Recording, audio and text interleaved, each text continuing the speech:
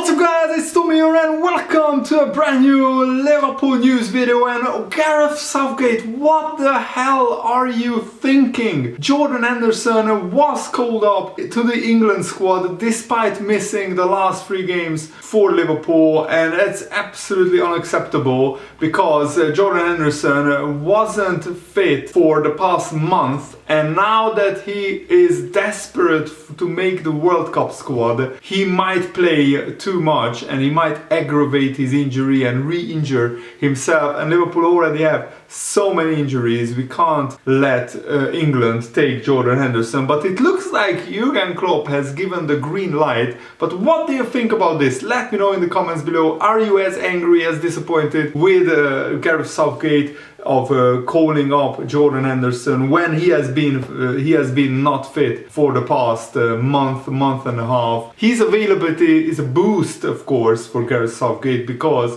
Calvin Phillips got injured. But Gareth Southgate already knows Jordan Henderson inside out. He has been an England international for years, so he doesn't really need to try out Jordan Henderson. He doesn't really need to see him play to see whether we will make the England squad or not. So it's an absolute ludicrous decision, in my opinion, to call up Jordan Henderson when he's still recovering from injury. The only reason why I think maybe Jurgen Klopp has given the green light, has given his blessing to this call-up is because maybe he thinks Jordan Henderson needs to get some minutes, needs to get some playing time, and needs to get his match sharpness improved before Liverpool take on Brighton on October the 1st. But I still think, and it would benefit Liverpool more if Henderson stayed behind, worked with the Liverpool physios on his fitness, and also if he trained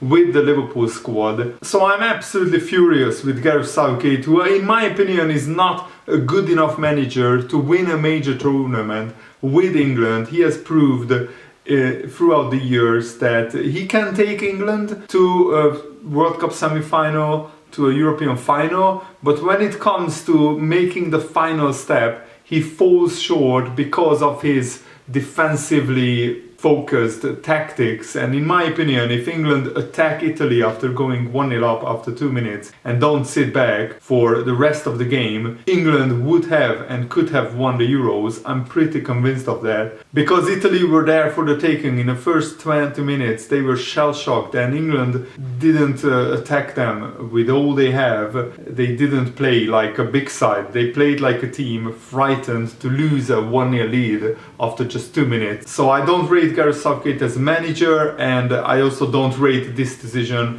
that he made.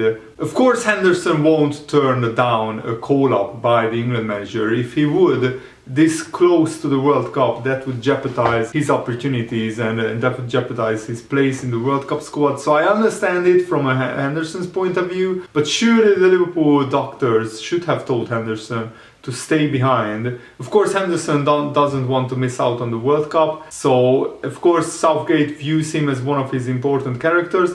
If Henderson doesn't play maybe just a few minutes, then I will be okay with this decision. If he just was called up to be a leadership figure in the dressing room, then that's fine. But if he plays many games and many minutes for these meaningless Nations League games, or like almost meaningless Nations League games, at least for England, then I will be absolutely furious. And according to Paul Joyce, the journalist who works for the Times, Henderson remained in contact with Gareth Southgate despite missing out on the squad, and he came through a number of sessions over the weekend with no reaction. Jurgen Klopp is being described as happy with the situation. Are you sure about that? Because this is a journalist who is saying Jurgen Klopp is happy. I don't think Jurgen Klopp is happy with anyone going on international break, because he said it many times, he's always nervous, he's always anxious on seeing whether a player comes back injured after international duty. And Jurgen Klopp is hoping that Henderson will bolster his fitness ahead of the return of the Premier League. The decision to call Henderson into the England squad despite missing the last 3 games for Liverpool could be viewed in one of two ways. It could be premature and the risk of further time out at club level if he suffers a recurrence of his injury, and he already has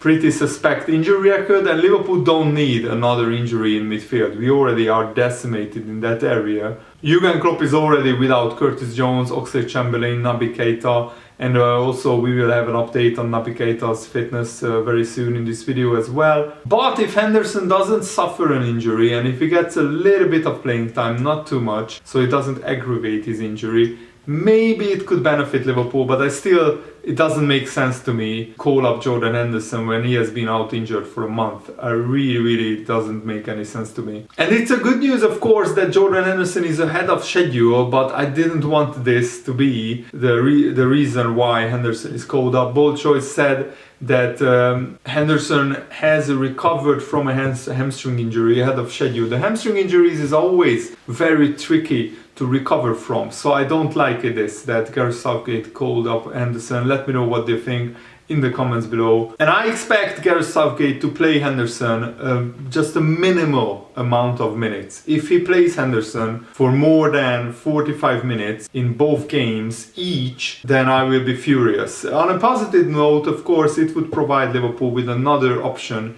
in midfield after the international break if Henderson doesn't suffer a setback in his injury. Even when Henderson was spoken about by Gareth Southgate in May, Gareth Southgate himself said, I don't need to know any more about Henderson. He has played a lot of football this season. So Gareth Southgate left out Henderson in May for the June internationals. Why couldn't he leave out Jordan Henderson this time?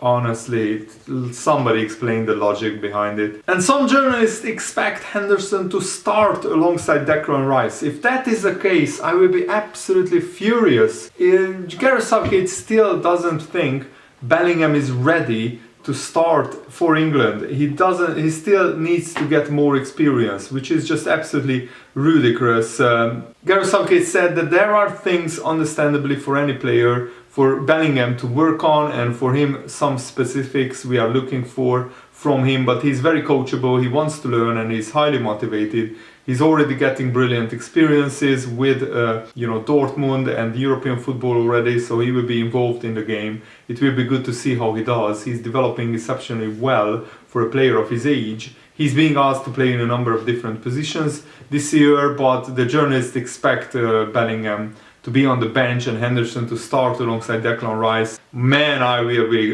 going off on Twitter. Make sure to follow me on there if you haven't already. If that happens, that's for sure.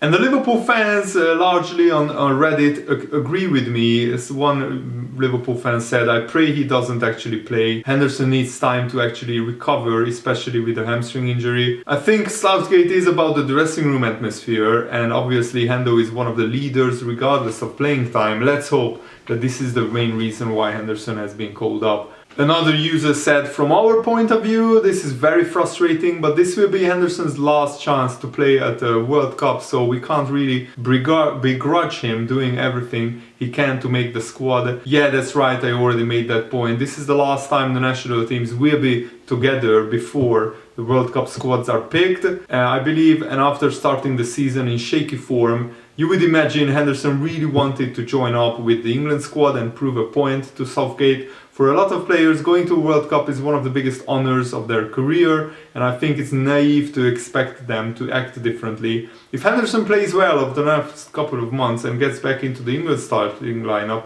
he could be a hurricane injury away from being a World Cup winning captain and one of the most famous footballers to ever live. Doesn't mean much to us, but I'm sure Henderson would quite like that. The chances of England winning the World Cup without Kane are pretty slim. Really hope it doesn't come back to bite us though. I don't think England have a big chance of winning the World Cup. They are outsiders in my opinion, mainly because of the manager. I think England have the players and the squad to win the World Cup, but I don't rate Gareth Southgate to do it at the biggest stage, really. And now let's talk about Naby Keita, because the Guinea Football Federation has issued a fresh statement about him because he has been called up for the Guinea international games, which has been really bizarre because Naby Keita has been out injured for a month, and the statement says that at this time Naby Keita will be unable to honor his summons to the Guinea international side ahead of the international break. The medical report from Liverpool is noting that these international games will come too soon for Naby Keita's recovery, so at least Naby Keita escapes having to go to Guinea for the international break, because he repeatedly got injured by playing these international games, and also Guinea has a very different training regime to Liverpool, so it's an added risk of injury. And it's a relief that common sense has finally prevailed over the use of Naby Keita, and I really didn't want Naby Keita to go to an international break. He needs to work on his fitness and get back to full fitness as soon as possible. One Liverpool fan said it's not like them to actually listen and take good advice. That's hilarious. What is also brilliant news is that Liverpool loanee Arthur is being put through a rigorous training program to get fully fit. He also played for the Liverpool under-21s, and Jurgen Klopp confirms that Arthur is part of his plans, despite speculation that he would return to Juventus in January, but that was denied by Fabrizio Romano and other journalists as well. Arthur's pre-season has been disrupted, of course, and he waited for a transfer away from Juventus. He spoke with coaching staff and acknowledged he would put in extra work to ensure Jurgen Klopp could count on him. And Arthur was very honest. He admitted that he wasn't where he wanted to be fitness-wise, but double training sessions and extra gym work have helped him make up ground in recent days. Liverpool staff were so pleased with Arthur's application that Jurgen Klopp and his coaches congratulated him after a session early last week and offered further words of encouragement as he shows greater understanding of the demands and the Liverpool system. And Arthur asked specifically to play for the under-21s, and he has also was given extra days to work on his fitness. So when Liverpool had days off, Arthur still asked to come in to work on his fitness. And Jurgen Klopp said Arthur needs now just football and training, especially that's how it is. He wasn't in a team training for a while at Juventus, so he needs proper team training, and that's what we are doing with him. Can he play minutes? Yes. Should he play a full game? No, because he needs to get used to the intensity in each competition. It's not like in the Champions League you have to work less than in the Premier League. He's doing well, he's really giving his absolute all in training. We have to be careful with him as well, and then we will see whether we can use him. I think Arthur will start some games for Liverpool in October, because we have an intense 9 games in a month. So I think Arthur, after having worked on his fitness, he will be starting for Liverpool, and I'm really excited and looking forward to that. And I love this story. Chelsea's owner, the new owner, Todd Bowley, who absolutely knows nothing about football, he said that Kevin De Bruyne and Mohamed Salah were produced by the Chelsea Youth Academy. Absolutely ludicrous claim, because De Bruyne came from Belgium and Salah was produced by Al Mokawloon, an Egyptian club who are very proud of Salah being their son, as they described. So Mohamed Salah's first club reacted furiously to Todd Bowley claiming that Salah is a product of